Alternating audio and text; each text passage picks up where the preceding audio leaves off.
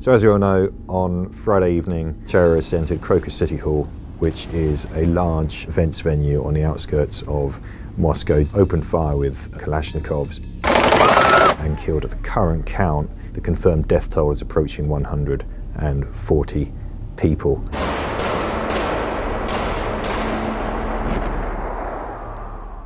The Islamic State terrorist group very quickly claimed responsibility in a statement on their Amaq news agency, and they released footage and statements to back up that claim. The United States and most other kind of analysis say that the offshoot of Islamic State that they think is responsible is Islamic State Khorasan. That's the branch that's based in Afghanistan along the Pakistani border and Central Asia. They take their name from an old Islamic region for Afghanistan, parts of Turkmenistan, that kind of area. Russian authorities have suggested there is a Ukrainian link to this. The Ukrainian authorities, the Ukrainian government has strongly, vigorously denied that. The United States has also said that its intelligence suggests that ISIS acted alone. So straight away, the Russian state began to point the finger at Ukraine. The FSB's first report about its initial investigation claimed that the attackers had some kind of links to Ukraine. The Kremlin suggested that the Ukrainian authorities were opening a window on the border for them to escape into. They were allegedly detained in Bryansk region, which is on the border, allegedly on their way to escape to Ukraine. All of this, the Ukrainian government has of course completely denied this. The US government says our intelligence shows that ISIS acted entirely independently, and there is no real hard evidence to suggest anything of the sort, that there's a Ukrainian link here. But there's an obvious reason for talking about it. Number one, the war in Ukraine has been Russia's great, big, enormous narrative. That's the security threat. Those are the people out to get us. So it's natural for the Kremlin to try and pin it on that. It's also pretty clear that the security services were distracted. There's a war of choice going on in Ukraine. They weren't paying attention to this threat. So it makes sense to tell the public, hold on, this is what happened here. And you know what? It's not that difficult to do. They've already been telling the public for 2 years that Ukraine and the West is out to get Russia, out to destroy Russia, out to do everything it can. So it's not that much of a leap. It won't wash in the wider world. It won't really play well outside Russia, but amongst the broader public, he's got a good chance of getting away with that. About 2 weeks before this attack, on the 7th of March, the US Embassy in Moscow put out the following warning, and it's worth just reading in full.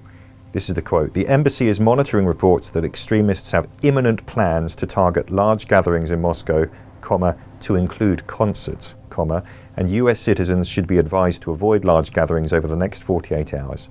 Actions to take: avoid crowds, monitor local media for updates, be aware of your surroundings."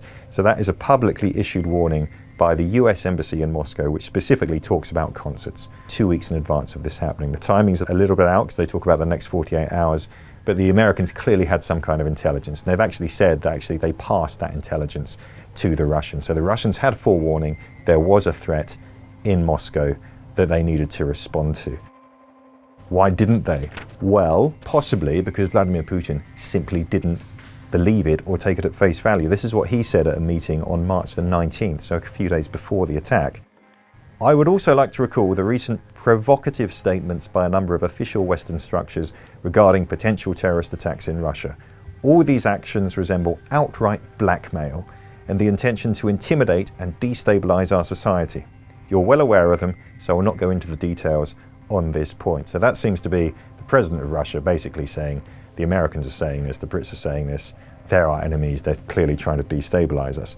The Russian state can do event security really, really well. I've seen it with my own eyes. It's why the 2014 Sochi Olympics, why the 2018 World Cup passed off without a single incident. They're really good at it. So the fact that they didn't even step up security at a place like Crocus City Hall, which is one of the most prominent venues in Moscow region, in fact in the entire country, when this is going on, someone dropped the ball in a really, really bad way.